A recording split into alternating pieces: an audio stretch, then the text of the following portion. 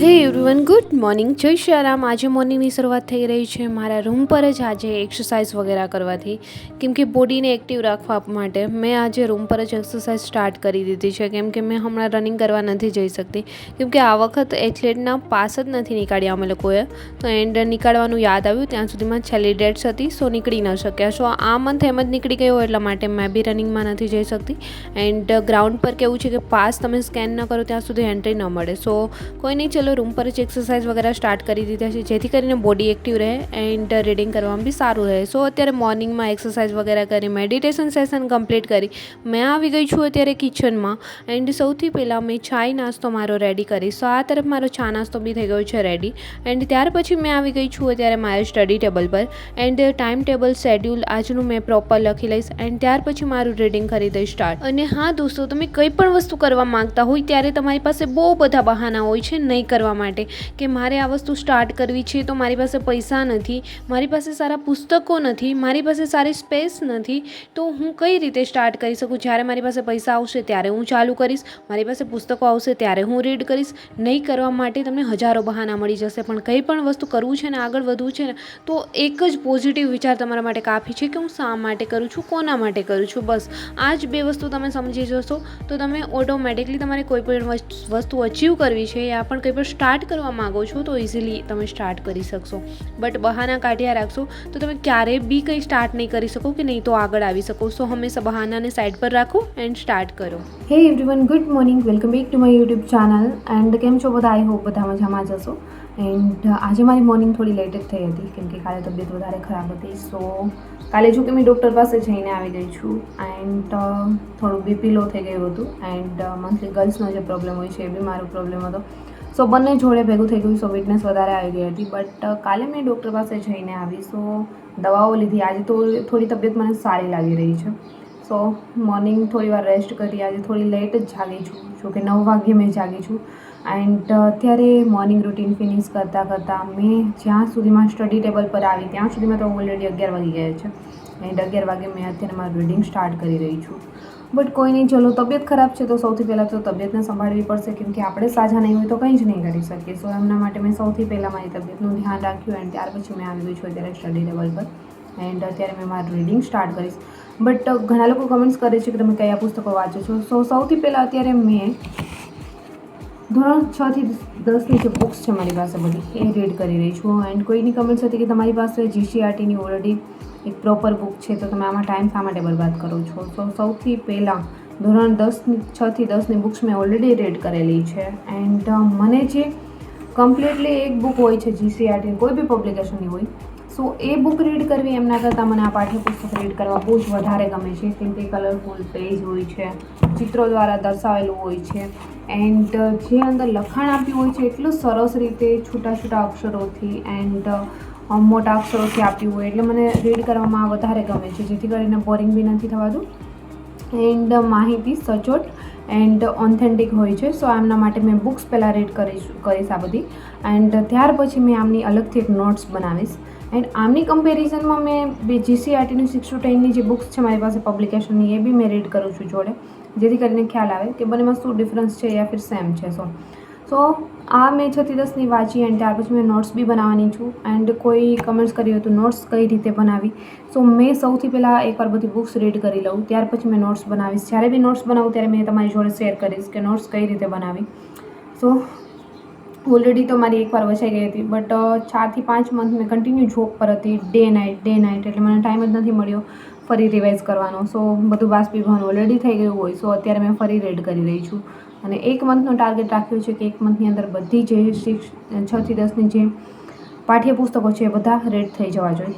And ત્યાર પછી મેં સેકન્ડ ટાઈમ રીડ કરું ત્યારે સેકન્ડ ટાઈમ રીડ કરતાં મેં નોટ્સ બી જોડે બનાવતી જઈશ, જેથી કરીને જોડે બંને થઈ જાય. એકવાર રીડ કરીશું એન્ડ એકવાર લખીશું, સો ઇઝી યાદ રહેશે. એન્ડ કોઈ બી બુક્સ છે તમે યાદ રાખવા માટે 2 થી 3 વાર રીડિંગ કરશો ત્યારે જ યાદ રહેશે, નહીં તો યાદ નહીં રહે.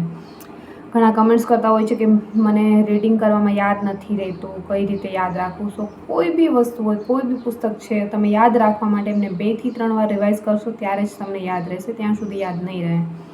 જેમ કે આપણા મોબાઈલ નંબર છે, ફર્સ્ટ ટાઈમ આપણે સિમ લઈએ ત્યારે આપણને યાદ નથી રહેતા હોતા, બટ વારંવાર એમને કોઈને કહેવાથી યા ફિર વારંવાર તમે છે યાદ રાખવા માટે ગોખવાથી તમને એકવાર તમારા મોબાઈલ નંબર મોઢે થઈ જતા હોય છે. આ જ રીતે તમે 2 થી 3 વાર કન્ટિન્યુ એક વસ્તુને રીડ કરશો એટલે અચાનક યાદ રહી જશે. એન્ડ આ જ રીતે તમારે યાદ રાખવા માટે રિવાઇઝ કરવું વારંવાર બહુ જ જરૂરી છે. સો અત્યારે મેં 6 થી 10ના પાઠ્યપુસ્તકોની જોડે જીકેની બુક્સ બી રીડ કરી રહી છું. એવું નથી કે આપણે પાઠ્યપુસ્તક જસ્ટ રીડ કરીએ તો જસ્ટ એ જ રીડ કરીએ જવાનું છે મોર્નિંગ ટુ નાઇટ. સો એમની જોડે પાઠ્યપુસ્તક જોડે અત્યારે જીકેની બુક્સ બી મેં એમને બી 2 કલાક આપું છું, પાઠ્યપુસ્તકોને 2 કલાક આપું છું, રિઝનિંગને 2 કલાક આપું છું. આ રીતે તમારું ટાઈમ ટેબલ તમે ડિવાઈડ કરી શકો છો. ઘણા કહે છે કે ટાઈમ ટેબલ કઈ રીતે બનાવવું, શેર કરો. સો મોર્નિંગ ટુ નાઇટ તમે શું કરવાના છો, પહેલી 2 કલાક છે એમાં તમે ડિસાઇડ કરો કે કઈ બુક્સ તમે રીડ કરવાના છો. સૌથી પહેલાં 2 કલાક તમે સમય ફાળવો, જેમની અંદર કોઈ એક સબ્જેક્ટ લઈને બેસો. જેમ કે પહેલી કલાક છે 50 મિનિટનું રીડિંગ કરી 10 મિનિટનો બ્રેક્સ લઈ શકો. આ રીતે તમે પ્રોમોડોરો ટેકનિક બી યુઝ કરી શકો છો. આ રીતે 2 કલાકનો એક પુસ્તકને ટાઈમ આપો. ત્યાર પછી ગણિત, મેથ્સ રિઝનિંગ તમે કરતા હોય તો એ બી તમે મેથ્સ રિઝનિંગમાં બી 2 કલાક આપો. જેમ કે 50 મિનિટ કરી 10 મિનિટનો બ્રેક લઈ શકો, સેકન્ડ સ્લોટ્સ એ રાખી શકો. ત્યાર પછી બપોરનો સમય થઈ જાય, જમવામાં તમે 1 કલાક નીકાળી દો. એન્ડ ત્યાર પછી બપોર પછીના સમયમાં 2 કલાક કોઈ બી પુસ્તકને આપો. આ રીતે તમે ટાઈમ ટેબલ રેડી કરી શકો છો. સો આ જ રીતે મેં અત્યારે ફોલો કરી રહી છું. એન્ડ ચલો અત્યારે વધારે ટાઈમ વેસ્ટ નહીં કરવું. ઓલરેડી ટાઈમ વેસ્ટ થઈ ગયો છે. આજે 11 વાગી ગયા છે, લેટ જાગી છું એટલે મારો ટાઈમ વેસ્ટ થાય એ મને બિલકુલ પસંદ નથી, કેમ કે બધું સિલેબસ હજી ફિનિશ કરવાનું છે. એન્ડ કોઈએ કમેન્ટ્સ કરી હતી કે તમે કોન્સ્ટેબલની પ્રિપરેશન કરો છો યા ફિર પીએસઆઈની. સો પહેલાં મેં જસ્ટ કોન્સ્ટેબલ કરતી હતી, કેમ કે મારું જે ગ્રેજ્યુએશન કમ્પ્લીટમાં લાસ્ટ યર છે બાકી છે. સો એમના માટે બટ અત્યારે આપણને એક ચાન્સ મળ્યો છે કે લાસ્ટ જ્યારે રનિંગ લેવાશે એ પહેલાં ફોર્મ છે રીઓપન કરવામાં આવશે એન્ડ ગ્રેજ્યુએશન કમ્પ્લીટ થઈ ગયું હશે એમને ફોર્મ ભરવા માટેની તક મળશે.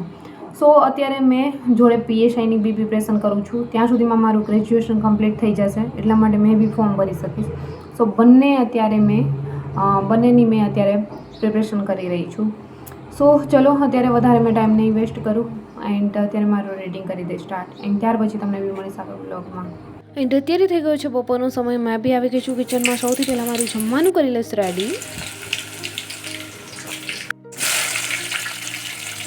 તો આ તરફ જમવાનું બી થઈ ગયું છે રેડી. જમીને મેં આવી ગઈ છું અત્યારે ફરી મેં મારું સ્ટડી કરવા માટે.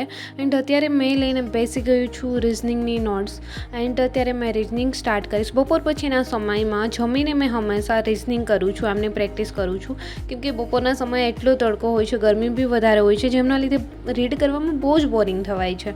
સો એમના માટે મેં બપોરના સમયે જ રિઝનિંગની પ્રેક્ટિસ કરું છું. એન્ડ કોઈની કમેન્ટ હતી કે મેથ્સ તો તમારે થઈ ગયું હશે એન્ડ મેથ્સ કેવું ફાવે છે. સો મેથ્સ મારું બહુ જ વીક છે, મારું મેથ્સ બિલકુલ નથી થયું. પહેલાં મેં રિઝનિંગ કરીશ, કેમ કે એ મને થોડું આવડે છે. સો એટલા માટે મેં એ પહેલાં કરીશ. જે આવડે છે એમને પહેલાં કરશું તો એ વિષય પહેલાં પૂરો થઈ જશે, પછી એ રિવાઇઝ જ કરવાનો રહેશે. એન્ડ મેથ્સ મેં ત્યાર પછી સ્ટાર્ટ કરીશ. પહેલાં કેવું હતું મેથ્સ રિઝનિંગ ફરજિયાત ન હતું, ત્યારે મેં એમને સ્કીપ બી કરી શકતી હતી, બટ હવે તો ફરજિયાત થઈ ગયું છે. સો મારે કરવું જ પડશે, સ્કીપ કરવાનું કોઈ ઓપ્શન જ નથી. સો કોઈ નહીં, ચલો મેં બી પ્રેક્ટિસ ચાલુ કરી દીધી છે અને અત્યારે તો મને આવડવા બી લાગી ગયું છે. એન્ડ અત્યારે થઈ ગયો છે સાંજનો સમય, વાગ્યા છે 7. મેં બી આવી ગઈ છું કિચનમાં. એન્ડ અત્યારે સાંજનું જમવાનું સૌથી પહેલાં કરીશ રેડી, કેમ કે જ્યારે એકલા રહેતા હોઈએ છીએ ત્યારે જાતે જ બધું કરવાનું હોય છે. સો જમવાનું રેડી કરી મેં અત્યારે આવી ગઈ છું બજારમાં. થોડી મારે શોપિંગ કરવાની હતી, મતલબ શાકભાજી વગેરે. એન્ડ અત્યારે આવી ગઈ છું જોડે કેરીનો રસ લેવા માટે. અત્યારે ગરમીના દિવસો છે, જમવાનું બિલકુલ નથી ભાવતું.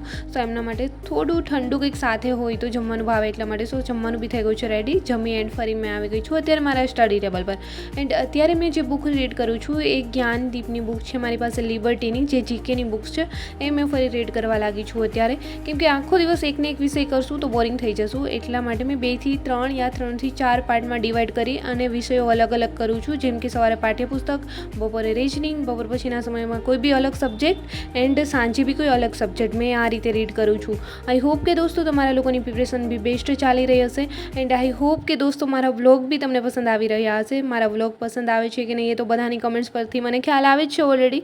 એન્ડ આઈ હોપ કે તમારી બેસ્ટ પ્રિપરેશન ચાલી રહી છે. રનિંગ કરતા હશે એ લોકોનું રનિંગ બી બેસ્ટ ચાલી રહ્યું છે. અને આઈ હોપ કે મારો વ્લોગ બી પસંદ આવ્યો છે તો વ્લોગને લાઈક, કમેન્ટ, શેર, સબસ્ક્રાઈબ જરૂર કરજો. જલ્દી મળીશું મારા એક ન્યૂ વ્લોગ સાથે. ત્યાં સુધી બધાને બાય એન્ડ ટેક કેર.